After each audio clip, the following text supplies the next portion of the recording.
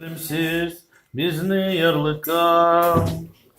İzgi Allah, izgi kudretli, izgi ölümsüz bizni yarlıka.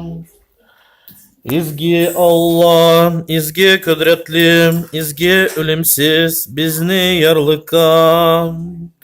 Şükür ataga, hem ulga, hem izgi ruhka, halida herçekta da gumirdan gumirge amin.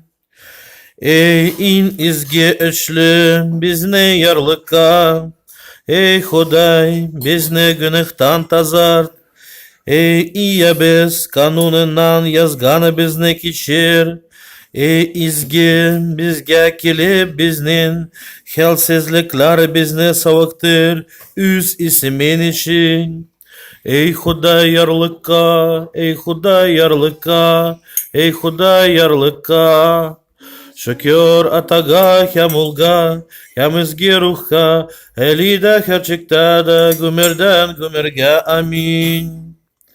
Ey gökteki atabız, izgi itiliptirsin ismin senin, kilsin patşalığın senin, yerde de gökteki çabulsun erkin senin. Bugün günlük ekmeği bizni bir bizge, hem borçları bizni bizge keçir, bizde bizge borçlu bulganlarga keçirgen gibi, hem sınılıga bizni kertme, hem yamandan bizni kurtuldur. Şükür ataga, hem ulga, hem izgi ruhka, halide gerçekte de gümirden gümirge amin.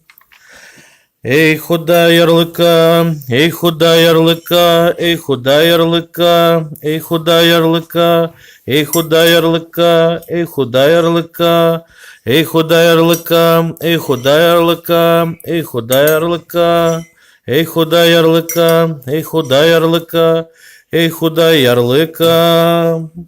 Вот для начала. А уже